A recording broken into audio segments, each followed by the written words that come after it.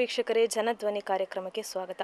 ಇಂದಿನ ಜನಧ್ವನಿ ಕಾರ್ಯಕ್ರಮದಲ್ಲಿ ಕಾರ್ಕಳ ತಾಲೂಕಿನ ಬಂಗ್ಲಗುಡ್ಡೆ ಪ್ರದೇಶದ ಒಂದು ಬಡ ಕುಟುಂಬವನ್ನು ಆರಿಸಲಾಗಿದೆ.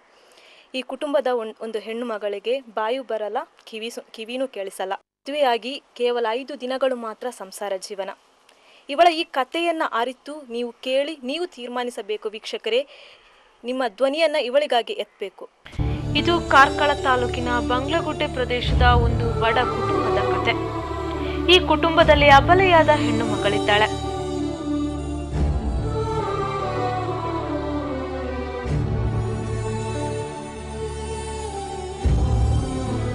ಎಲ್ಲ ಹೆಣ್ಣು ಮಕ್ಕಳಿಗೆ ಇರುವ ಹಾಗೆ ಮದುವೆ ಸಂಸಾರ ಎಂಬ ಕನಸುಗಳು ಈಕೆಗೂ ಇತ್ತು. ಆದರೆ ಈಕೆಯ ಕನಸುಗಳು ಎಲ್ಲಿಗೆ ತಲುಪಿದೆ? ಹಲವಾರು ಕನಸುಗಳನ್ನು ಹೊತ್ತು ಸಂಸಾರ ಜೀವನಕ್ಕೆ ಕಾಲಿಟ್ಟ ಈಕೆ ತನ್ನ ಸಂಸಾರ ಜೀವನವನ್ನ ಮಾಡಿದ್ದು ಕೇವಲ 5 ದಿನಗಳು ಮಾತ್ರ.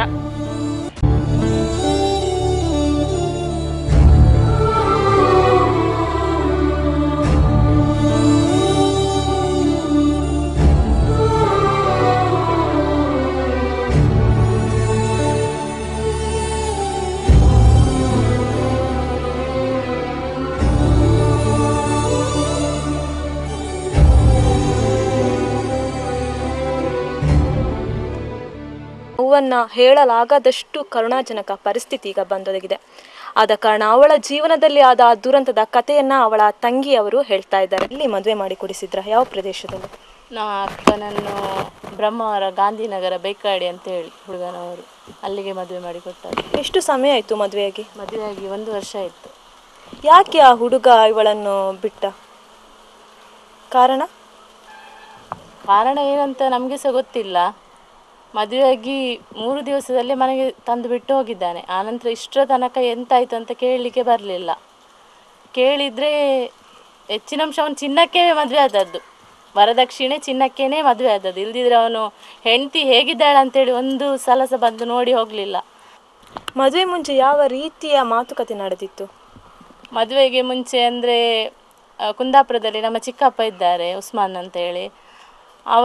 ಅವರಿಗೆ ದಳ್ಳಾಳಿ ಪರಿಚಯ ಮಾಡಿ ಕೊಟ್ಟದ್ದು ಹುಡುಗನನ್ನು. ಇಂದ ಬ್ರಹ್ಮಾವರದಲ್ಲಿ ಒಬ್ಬ ಹುಡುಗ ಇದ್ದಾನೆ, ಒಳ್ಳೆ ಹುಡುಗ, ಎಲ್ಲ ನಡತೆ ಎಲ್ಲ ಒಳ್ಳೆ ಉಂಟು, ಒಳ್ಳೆ ಪಾರ್ಟಿ, ನೀವು ಒಂದು ಹುಡುಗಿ. ಅದಕ್ಕೆ ಅವರು ಹೇಳಿದರು, ನಂದು ನಾದಿನಿ ಮಗಳಿದ್ದಾಳೆ ಕಾರ್ಕಳದ, ಮಾತು ಬರೋದಿಲ್ಲ ಅವಳಿಗೆ, ಕಿವಿ ಕೇಳೋದಿಲ್ಲ, ಪರವಾಗಿಲ್ಲ ನೋಡಿ ಹೋಗಲಿ ಅಂತ. ನಂತರ ಎಂತ ಮಾಡಿ ನಾವು ಕುಂದಾಪುರಕ್ಕೆ ಕರ್ಕೊಂಡು ಹೋದೆವು ಅವಳನ್ನು. ಹುಡುಗಿಯನ್ನು ನನ್ನ ತಾಯಿ ಮತ್ತು ಅವಳು ಹುಡುಗಿ ಅಕ್ಕ ಇಬ್ಬರು ಹೋದರು. ಹೋಗಿ ಚಿಕ್ಕಪ್ಪನವರ ಮನೆಯಲ್ಲೇ ನೋಡಿದ್ದು. ಆ ದಿವಸ ಆ ಹುಡುಗನ ಸ್ನೇಹಿತ, ಇಬ್ಬರು ಸ್ನೇಹಿತರು ಬಂದಿದ್ದರು. ಬಂದು ನೋಡ್ಕೊಂಡು ಹೋದ್ರು. ದಳಾಳಿ ಇದ್ದ ಆ ದಿವಸ. ನೋಡಿಕೊಂಡು ಹೋಗಿ ಅರ್ಧ ದಾರಿ ಹೋದ ನಂತರವೇ ಕಾಲ್ ಮಾಡಿ ಹೇಳಿದ್ದಾನೆ, ನನಗೆ ಹುಡುಗಿ ಒಪ್ಪಿಯಾಗಿದೆ ಅಂತ. ಆದರೆ ನಾವು ಅವನ ಮನೆ ನೋಡಬೇಕಲ್ಲ ಅಂತೇಳಿ. ಮತ್ತು ಒಂದು 2 ದಿವಸದ ನಂತರ ಎಂತ ಚಿಕ್ಕಪ್ಪ ಮತ್ತು 4-5 ಮಂದಿ, ನನ್ನ ತಂದೆ ಎಲ್ಲ ಹುಡುಗನ ಮನೆಗೆ ಹೋದರು. ಹುಡುಗನ ಮನೆಗೆ ಹೋದಾಗ ಹುಡುಗ ಇರಲಿಲ್ಲ ಮನೆಯಲ್ಲಿ. ಅವನದು ತಾಯಿ, ಅವನ ಚಿಕ್ಕಪ್ಪ, ಅಣ್ಣನ ಹೆಂಡತಿ ಎಲ್ಲ ಇದ್ದರು, ಹುಡುಗ ಇಲ್ಲ. ಇವರು ಕಾಲ್ ಮಾಡಿದರು ಚಿಕ್ಕಪ್ಪನವರು, ಎಲ್ಲಿದ್ದೀಯಾ ನೀನು? ನಾನು ಇಲ್ಲ, ನಾನು ಬ್ಯುಸಿ ಇದ್ದೇನೆ, ಈಗ ಬೇರೆ ಕಡೆಯಲ್ಲಿ ಕೆಲಸಕ್ಕೆ ಹೋಗಿದ್ದೇನೆ ನಾನು, ಮನೆಯಲ್ಲಿ.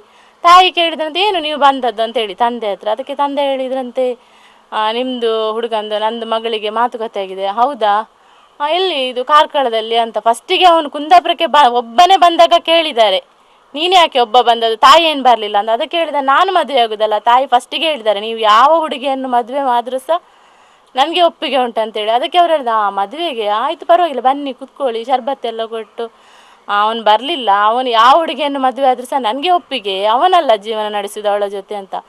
ಆ ನಂತರ ಇವರು ಮನೆಯೆಲ್ಲ ನೋಡಿ ಬಂದರು. ಬಂದ ನಂತರ 2 ದಿವಸ ಬಿಟ್ಟು ಪುನಃ ಹುಡುಗನ ಅಣ್ಣ, ಅವನ 2 ಸ್ನೇಹಿತರು ಮತ್ತು ಇವನು ದಳ್ಳಾಳಿ ಕುಂದಾಪುರಕ್ಕೆ ಚಿಕ್ಕಮ್ಮನ ಮನೆಗೆ ಬಂದರು. ಚಿಕ್ಕಪ್ಪನ ಮನೆಗೆ ಬಂದು ಅಲ್ಲಿ ಮಾತುಕತೆಯಾಗಿ 1.5 ಲಕ್ಷ ವರದಕ್ಷಿಣೆ, 20 ಪವನ್ ಚಿನ್ನ ಅಂತ ಹೇಳಿ 8 ದಿವಸದಲ್ಲಿ ಮಾತ್ರ ಮದುವೆ ಮಾಡಿ ಕೊಡಬೇಕು. ನಾವು ಹೇಳಿದೆ 8 ದಿವಸದಲ್ಲಿ ಮದುವೆ ಮಾಡಿ ಕೊಡ್ಲಿಕ್ಕೆ ಆಗೋದಿಲ್ಲ, ನಮ್ಮ ಹತ್ರ ಕೈಯಲ್ಲಿ ಹಣ ಇಟ್ಟು ಮಾಡೋದಲ್ಲ, ನಾವು ಯಾರ ಹತ್ರ ಬೇಡಿ ಮದುವೆ ಮಾಡಬೇಕು.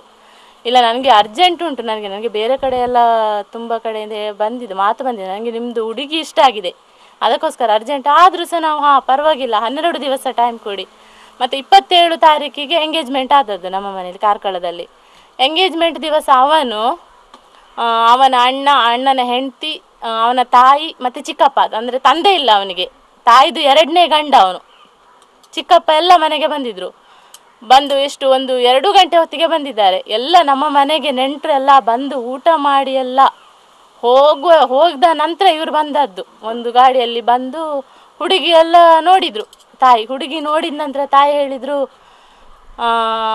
ಎಷ್ಟು ವರದಕ್ಷಿಣೆ 1.5 ಲಕ್ಷ 20 ಪವನು.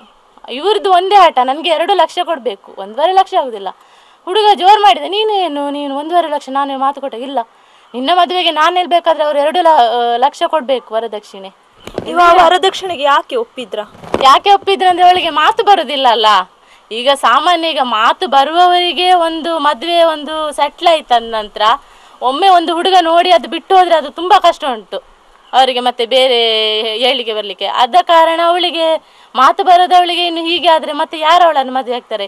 1.5 ಲಕ್ಷವೇ ಕೊಡ್ತಾ ಇದ್ದೇವೆ, ಸಾಲ ಮಾಡಿ ಆಗಲಿ ಬೇಡಿ ಆಗಲಿ. ಇನ್ನು ಒಂದು 50,000 ಒಂದು ನಮಗೆ ಒಂದು ಜಾಸ್ತಿ ಆಗ್ತದೆ, ಒಂದು 2 ಮನೆ ಜಾಸ್ತಿ ಬೇಡಿ ಆದರೂ ಪರವಾಗಿಲ್ಲ ಅಂತೇಳಿ ಆಯ್ತು ಅಂತೇಳಿ ಒಪ್ಪಿಗೆ ಕೊಟ್ಟ ನಂತರ ಊಟ ಎಲ್ಲ ಮಾಡಿ ಎಲ್ಲ ಎಂಗೇಜ್ಮೆಂಟ್ ಆಯ್ತು. ಆ ದಿವಸ 1 ಲಕ್ಷ ವರದಕ್ಷಿಣೆ ಕೊಟ್ಟಿದ್ದೇವೆ.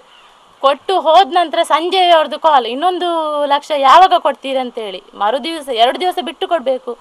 ನಂತರ ಈಗ ಇಲ್ಲ, ಇನ್ನು ನಾವು ಯಾರ ಹತ್ರ ಸಾಲ ತಗೊಂಡು ಕೊಡಬೇಕು. ಆನಂತರ 1 ತಾರೀಕಿಗೆ ಪುನಃ 1 ಲಕ್ಷ ಅವನ ಮನೆಗೆ ತಗೊಂಡೋಗಿ ಕೊಟ್ಟದ್ದು. ಕೊಟ್ಟು 8 ತಾರೀಕಿಗೆ ಮದುವೆ ಆಯಿತು. 8 ತಾರೀಕಿಗೆ ಮದುವೆ ದಿವಸ ಸಹ ಹಾಗೆ ಅವನು, ಅವನ ಅಣ್ಣ, ಅಣ್ಣನ ಹೆಂಡತಿ, ತಾಯಿ, ಚಿಕ್ಕಪ್ಪ, ಅವನ ಒಂದು 4 ಜನ ಫ್ರೆಂಡ್ಸ್ ಅಷ್ಟೇ. ನಾವು ಕೇಳಿದ್ವಿ ಏನು ಯಾರು ಸಹ ಇಲ್ಲ. ಅವನು ಫಸ್ಟ್ ಮದುವೆಗೆ ಅಷ್ಟೇ ಮಂದಿ. ನಿಮ್ಮ ಪಾರ್ಟಿಯಲ್ಲಿ ಎಷ್ಟು ಮಂದಿ ಇದ್ರು? ನಮ್ದು ಇಡೀ ಫ್ಯಾಮಿಲಿ ಎಲ್ಲ ಇತ್ತು. ಮದುವೆ ಎಲ್ಲಿ ನಡೀತು? ಮದುವೆ ನಮ್ಮ ಮನೆಯಲ್ಲಿ ಎಲ್ಲ ಫ್ಯಾಮಿಲಿ ಇದ್ದಾರೆ. ಮಸೀದಿಯಲ್ಲಿ ನಿಖಾ ಆದದ್ದು, ಇಲ್ಲಿ ಬಂಗ್ಲೆಗುಡ್ಡೆ ಸಲ್ಮಾನ್ ಜುಮಾ ಮಸೀದಿಯಲ್ಲಿ ನಿಖಾ ಆದದ್ದು. ಕೇಳಿದೆವು ನಾವು, ಏನು ಇಷ್ಟು ಮಂದಿ? ಅವನು ಫಸ್ಟಿಗೆ ಹೇಳಿದ್ದಾನೆ, ನಾನು ಸಿಂಪಲ್ ಆಗಿ ಮದುವೆ ಆಗುವುದು, ಅಂದರೆ ಅಣ್ಣನ ಮದುವೆ ಆಗಿ 15 ದಿವಸ ಆದದ್ದು ಮಾತ್ರ, ತುಂಬ ಖರ್ಚು ಮಾಡಿ ನಾವು ಮದುವೆ ಮಾಡಿದ್ವಿ. ಹಾಗಾಗಿ ಈಗ ಸಿಂಪಲ್, ನಾವು ಮನೆಯವರು ಮಾತ್ರ ಬರುದು ನಿಖಾ ಮಾಡಿ. ಕೇಳ್ಬೋದಿತ್ತಲ್ಲ, ಸಿಂಪಲ್ ಆಗಿ ಮದುವೆ ಆದ್ರೆ ನೀವು ಅಷ್ಟು ವರದಕ್ಷಿಣೆ ಯಾಕೆ ತಕೊಂಡ್ರ ಅಂತ ಆ ಪ್ರಶ್ನೆಯಲ್ಲಿ ಬರಲಿಲ್ಲ. ಅದು ನಾವು ಕೇಳಲಿಲ್ಲ. ಅಂದರೆ ಅವರೇ ಹೇಳಿದ್ರಲ್ಲ, ಅಣ್ಣಂದು ಮದುವೆ ಮಾಡಿ 15 ದಿವಸ ಆದದ್ದಷ್ಟೇ, ಪುನಃ ಯಾಕೆ ಊರನ್ನವರನ್ನೆಲ್ಲ ಕರೆದು ಮದುವೆ ಮಾಡೋದು, ನಾವೇ ಬರ್ತೇವೆ ಅಂತ. ಆಯ್ತು ಸರಿ ಪರವಾಗಿಲ್ಲ, ಬಂದ್ರಲ್ಲ, ಮದುವೆ ಆಗಿ ಹುಡುಗಿಯನ್ನು ಕರ್ಕೊಂಡು ಹೋದ್ರು. ಕ್ರೀಡೆಯಲ್ಲಿ ದಲ್ಲಾಳ್ ಕೆಲಸ ಮಾಡಿದ ಅಂತ ಹೇಳಿದ್ರ, ಆ ದಲ್ಲಾಳಿಗೆ ಎಷ್ಟು ಹಣ ಕೊಟ್ಟಿದ್ರ? ದಲ್ಲಾಳ ಏನಾದ್ರು ಹಣ ಏನಾದ್ರು ಎಷ್ಟು? ಅವನಿಗೆ ನಾವು 4,000 ಕೊಟ್ಟಿದ್ದೇವೆ ಹಣ. ಹುಡುಗನ ಕಡೆಯವರಿಂದ ಸಹ ಹಣ? ಕಡೆಯವರಿಂದ ಜಾಸ್ತಿ ಸಿಕ್ಕಿರ್ಬೋದು ಅವನಿಗೆ, ಅದು ನಮ್ಗೆ ಗೊತ್ತಿಲ್ಲ. ನಾವು ಮಾತ್ರ 4,000 ಕೊಟ್ಟಿದ್ದೇವೆ ದಳ್ಳಾಳಿಗೆ. ಅವನು ಜಾಸ್ತಿ ಕೇಳಿದ್ದ, ನಮ್ಮ ಹತ್ರ ಅಷ್ಟು ಕೊಡ್ಲಿಕ್ಕೆ ಶಕ್ತಿ ಇಲ್ಲ, ನಾವು ಕೊಡೋದು ಇಷ್ಟೇ ಅಂತೇಳಿ 4,000 ಕೊಟ್ಟಿದ್ದೇವೆ ನಾವು. ಆನಂತರ ಮದುವೆ ಆಗಿ ಮದುವೆ ದಿವಸ ಸಹ ಹಾಗೆ ಅವ್ರದ್ದು ತುಂಬ ಚರ್ಚೆ ಆಯ್ತು ಇಲ್ಲಿ ಬಂದು. ಎಂತ ಹುಡುಗಿ ಸ್ವಲ್ಪ ದಪ್ಪ ಆಯಿತು, ಸ್ವಲ್ಪ ಉದ್ದ ಆಯಿತು ಮದುವೆ ದಿವಸ. ಅಂದರೆ ಹಣ ಸಿಕ್ಕಿ ಆಗಿದೆ ಅಲ್ಲ, ಈಗ ಏನಾದರೂ ಮಾಡಬೇಕು. ಆದರೆ ಸಹ ಇರಲಿ, ಹುಡುಗ ಒಪ್ಪಿದಾನಲ್ಲ, ಈಗ ಅವಳ ಜೊತೆ ಜೀವನ ನಡೆಸುವುದು ಹುಡುಗ, ತಾಯಿ ಏನಲ್ಲ ಅಂತೇಳಿ ಸುಮ್ಮನೆ ಅದು. ಇವನು ಮದುವೆ ಆಗಿ ಕರ್ಕೊಂಡೋದ ಹುಡುಗಿಯನ್ನು. ವೀಕ್ಷಕರೇ, ನಂತರ ಏನಾಯ್ತು ಅಂತ ಒಂದು ಸಣ್ಣ ವಿರಾಮದ ಬಳಿಕ ನೋಡುವ.